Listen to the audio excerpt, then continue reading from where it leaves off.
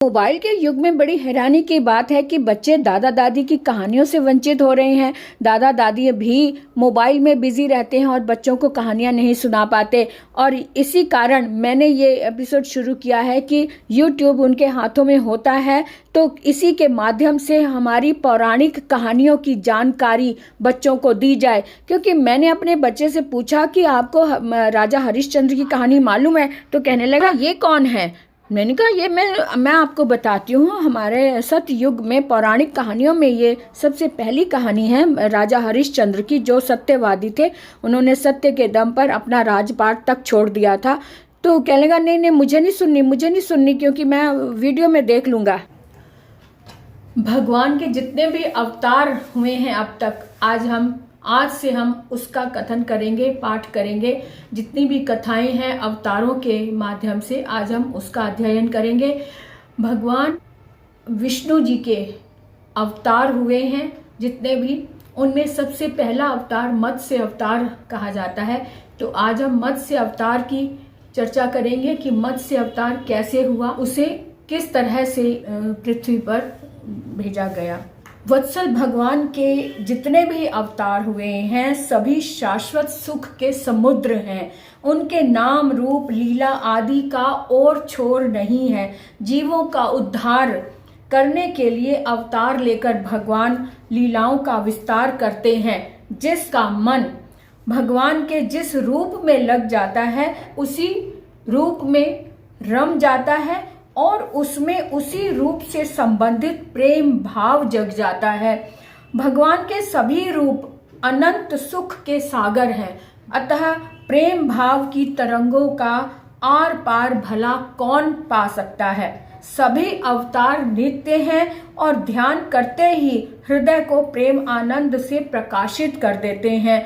इन्हीं में जो पहला अवतार है वह मत्स्य अवतार है। उसके बारे में आज हम कथा करेंगे कि मत्स्य अवतार किस तरह से हुआ।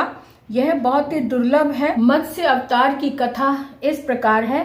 ब्रह्मा जी के सोने का वक्त आ गया था और उन्हें नींद आने लगी। उस समय वेद उनके मुख से निकल पड़े और उनके पास ही रहने वाले हयग्रीव नामक दैत्य ने उन्हें चुरा लिया। ब्रह्म नामक नैमित्तिक प्रलय होने से सारे लोग समुद्र में डूब गए। श्री हरि ने हयग्रीव की चेष्टा जान ली और वेदों का उद्धार करने के लिए मत्स्य अवतार ग्रहण किया। द्रविड़ देश के राजर्षि सत्यव्रत बड़े भगवत परायण थे। वे मलय पर्वत के एक शिखर पर केवल जल पीकर तपस्या कर रहे थे। ये ही वर्तमान महाकल्प में वैवस्वत मनु हुए। एक दिन कृतमाला नदी में तर्पण करते समय उनकी अंजलि में एक छोटी सी मछली आ गई। उन्होंने उसे जल के साथ उस नदी में छोड़ दिया। उसने बड़ी प्रार्थना की कि मुझे जल जंतु खा लेंगे, मेरी रक्षा कीजिए। राजा ने उसे जल पात्र में डाल दिया। वह इतनी बढ़ी कि कमंडलू में स्थान न रहा। तब राजा ने उसे एक बड़े मटके में रख दिया। 2 घड़ी में ही वह 3 हाथ की हो गई। तब उसे एक बड़े सरोवर में रख दिया। थोड़ी ही देर में उसने महामत्स्य का आकार धारण कर लिया। जिस किसी जलाशय में रखते उसी से वह बड़ी हो जाती। तब राजा ने उसे समुद्र में छोड़ दिया। उसने बड़ी करुणा से कहा, हे राजन, आप मुझको इसी में ना छोड़ें, मेरी रक्षा करें। तब उन्होंने प्रश्न किया, मत्स्य रूप धारण करके मुझको मोहित करने वाली आप कौन हैं?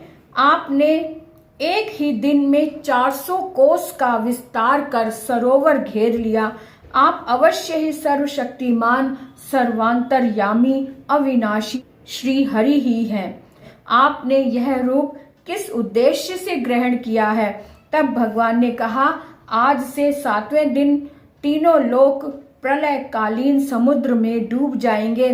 तब मेरी प्रेरणा से एक बड़ी भारी नाव तुम्हारे पास आएगी। उस समय तुम समस्त प्राणियों के सूक्ष्म शरीरों को लेकर सप्त ऋषियों के समेत उस पर चढ़ जाना। समस्त औषधियों और बीजों को साथ रख लेना।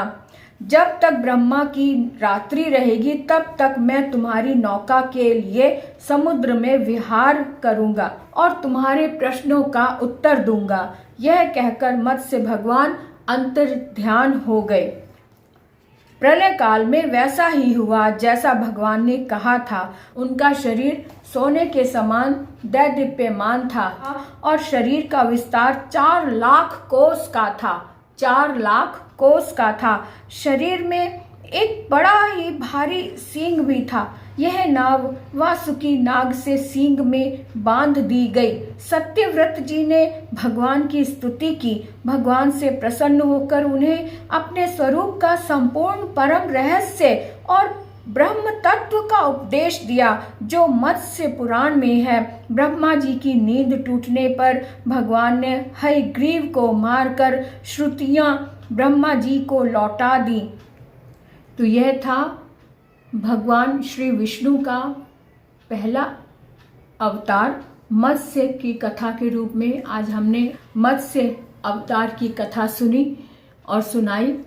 तो हरि ओम तत्सत, हरि ओम तत्सत। श्री हरि विष्णु।